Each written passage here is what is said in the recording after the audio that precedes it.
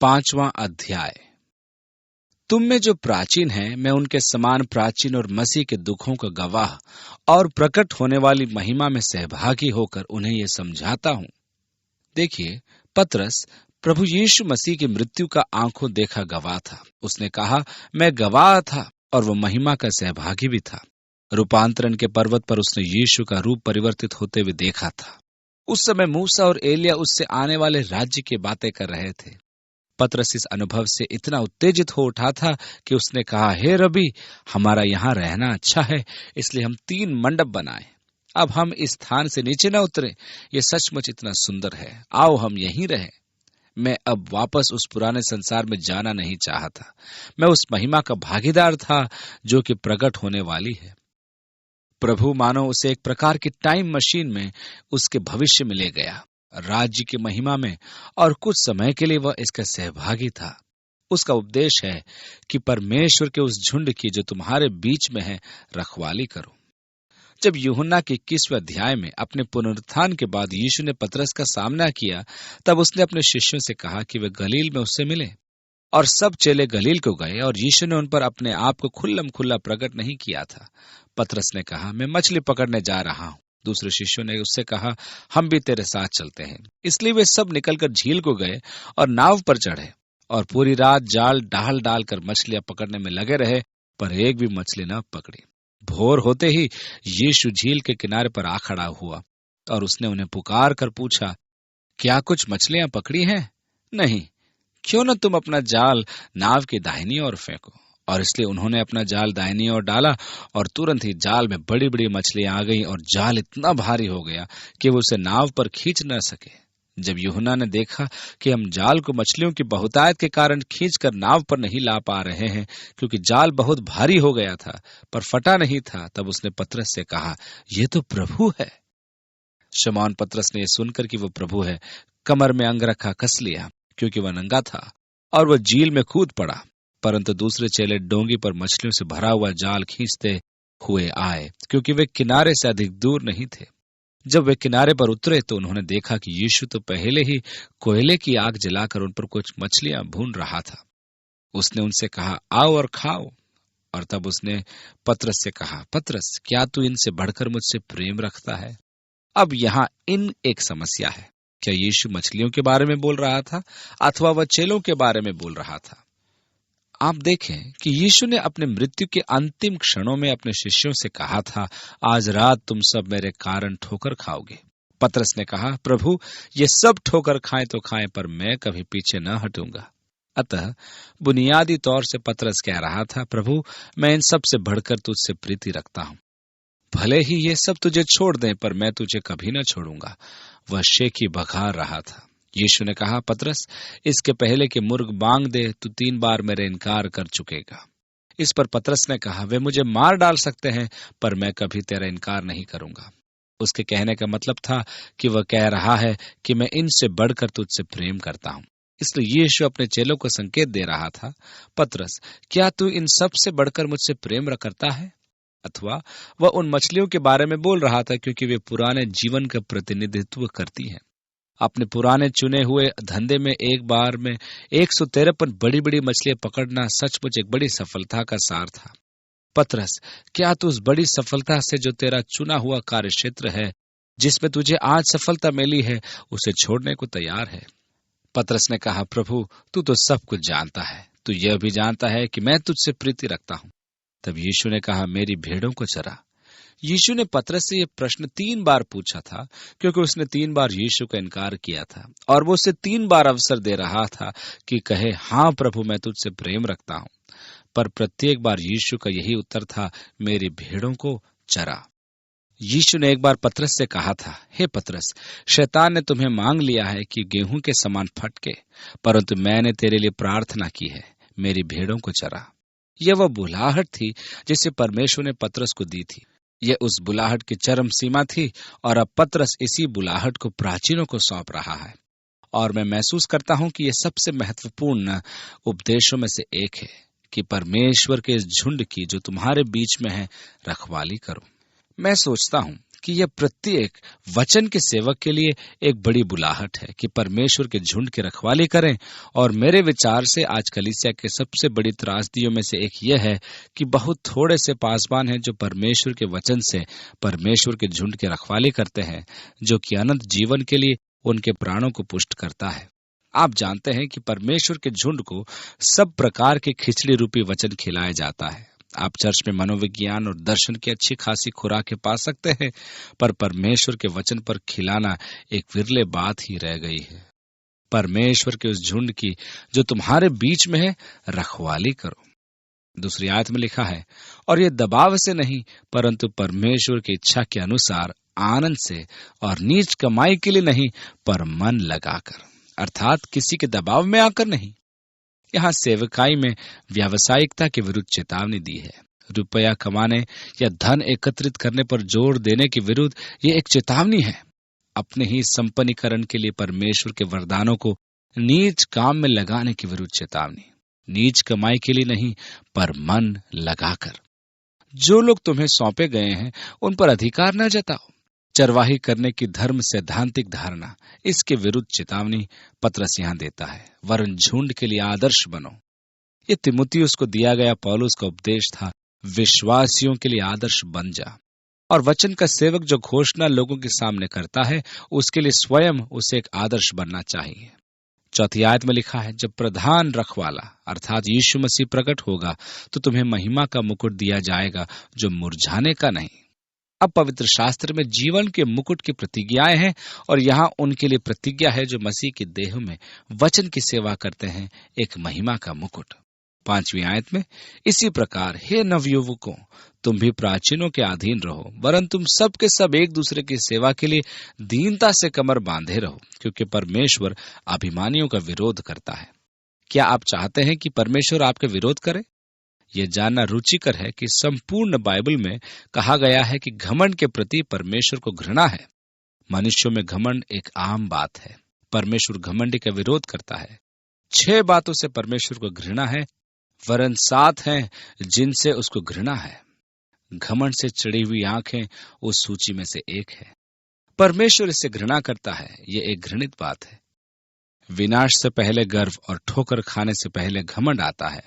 इसलिए दीनता को धारण करो, क्योंकि परमेश्वर अभिमानियों का विरोध करता है, परंतु वह दीनों पर अनुग्रह करता है। इसलिए परमेश्वर के बलवंत हाथ के नीचे दीनता से रहो, जिससे वह तुम्हें उचित समय पर बढ़ाए।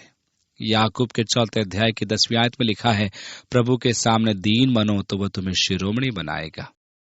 मत्ती के 23वें अध्याय में लिखा है, जो कोई अपने आप को बड़ा बनाएगा वह छोटा किया जाएगा, और जो कोई अपने आप को छोटा बनाएगा वो बड़ा किया जाएगा। इस प्रकार हमारे प्रति हमारी मनोवृत्ति के संबंध में बहुत कुछ कहा गया है, जो दूसरों के प्रति हमारी मनोवृत्तियों में परिलक्षित होता है। 7वीं आयत में देखिए, अपनी सारी चिंता उसी पर डाल दो, क्योंकि उसको तुम्हारा ध्यान है। पहले शब्द का अनुवाद चिंता किया जाना चाहिए। अपनी सारी चिंताएं उस पर डाल दो। दूसरे यूनानी शब्द का अनुवाद एक उस चरवाहे के रूप में जो अपने भेड़ों की रखवाली करता है के रूप में किया जाता है, क्योंकि वह आपको प्रेम पूर्ण दिलचस्पी के साथ देख रहा है। प्रेमी चिंता। इसलिए अपनी सारी चिंता उसी पर डाल दो, क्योंकि उसको तुम्हारा ध्यान है। 8वीं आयत में लिखा है, सचेत हो और जागते रहो, रखवाली करो, क्योंकि तुम्हारा विरोधी शैतान गरजने वाले सिंह के समान इस खोज में रहता है कि किसको फाड़ खाए। अय्यूब की पुस्तक के पहले अध्याय में एक दिन यहोवा परमेश्वर के पुत्र परमेश्वर के सामने उपस्थित हुए, और उनके बीच शैतान भी आया, और परमेश्वर ने शैतान से पूछा, तू कहां से आता है? उसने कहा, पृथ्वी पर यहाँ वहां घूमते फिरते और डोलते डालते आया हूं। यहाँ पतरस हमसे कह रहा है कि तुम्हारा विरोधी शैतान गरजने वाले सिंह के समान इस खोज में लगा रहता है कि कब किसको फाड़ खाए। आपको अपनी रक्षा आप करनी है। सचेत रहो, रखवाली करो और उसका विरोध करो। 9वीं आयत में, विश्वास में दृढ़ होकर उसका सामना करो। याद करें, याकूब के हमारे पाठ में हमने देखा था, शैतान का सामना करो तो वह तुम्हारे पास से भाग जाएगा। अब यहाँ हमारी अपनी मानसिक मनोवृत्तियों के लिए एक दिलचस्प बात है, और हम कभी किसी समस्या पर विजय पाने के पहले ही कई बार हम हरा दिए जाते हैं, क्योंकि हमने इसके प्रति एक मानसिक धारणा बना ली है। सावधान, शैतान मुझ पर आक्रमण कर रहा है। आपको मालूम है हम पिघलने वाले हैं। सोचिए मैं क्या कर सकता हूं, क्योंकि शैतान तो अत्यंत कठोर और शक्तिशाली है, पर हमें उसका विरोध करना है। ये उस समय की बात है जब मैं हाई स्कूल में पढ़ता था। उस समय हमारे साथ बिल डफी नाम का एक लड़का भी पढ़ता था। वह तो हमसे लंबा चौड़ा था और फुटबॉल का बहुत बढ़िया खिलाड़ी था। मैं भी फुटबॉल खेलने गया और मैं फुल बैक पर खेल रहा था और बिल की टीम हमारे विरुद्ध खेल रही थी। खेलते समय धक्का मुक्की तो होती ही है। मैं पिछली पंक्ति में तीसरे नंबर पर खेल रहा था और अब दाहिनी ओर से बॉल ले जाने की पारी मेरी थी। मैं बॉल को घुमाते हुए आगे बढ़ रहा था कि तभी लंबा तगड़ा बिल सामने आ गया। उसके डील डॉल से सभी लड़के डर जाते थे। वैसे ही मैं भी डर गया और फुटबॉल मुझसे छूटकर उसके पास चली गई। जब उसने बॉल को कैरी करते हुए मेरी ओर मारी, तब मेरी तो बुरी दशा हो गई। सच में वह एक दमदार किक थी कि मुझसे रोकी न जा सकी। कोच ने बाद में मुझे बुलाकर झिड़का कि तुमने उसका सामना तक नहीं किया और बस झुक गए। ये क्या बात है स्मिथ? आपको मालूम है, वास्तव में मैं बिल से डर गया था, क्योंकि और लड़कों ने मुझे पहले ही डरा दिया था। थोड़ी देर के बाद बड़े उत्साह से खिलाड़ी के समान खेलने पर मैंने पाया कि बिल हम में से एक के समान ही है, और फिर उससे भिड़ने में मुझे कोई डर न लगा।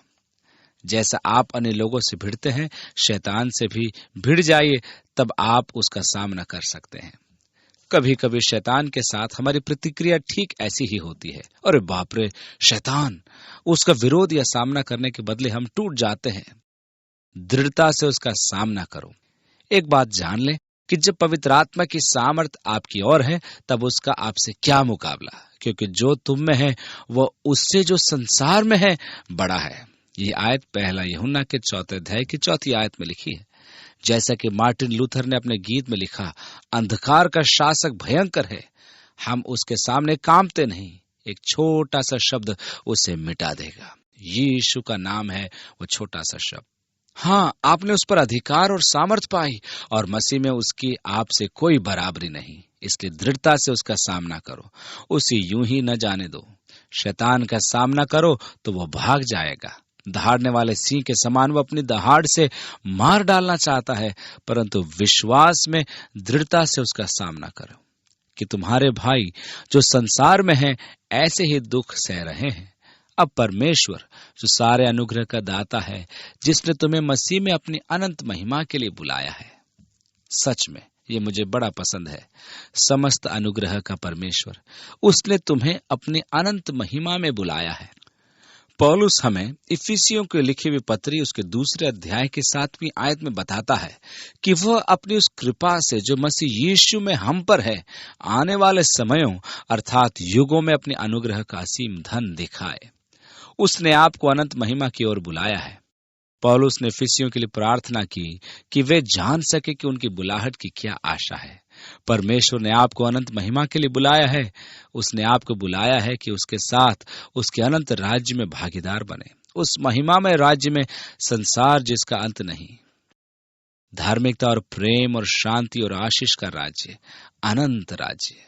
अब परमेश्वर जो सारे अनुग्रह का दाता है, जिसने तुम्हें मसीह में अपनी अनंत महिमा के लिए बुलाया है, 10वीं आयत, तुम्हारे थोड़ी देर तक दुख उठाने के बाद आप ही तुम्हें सिद्ध और स्थिर और बलवंत करेगा।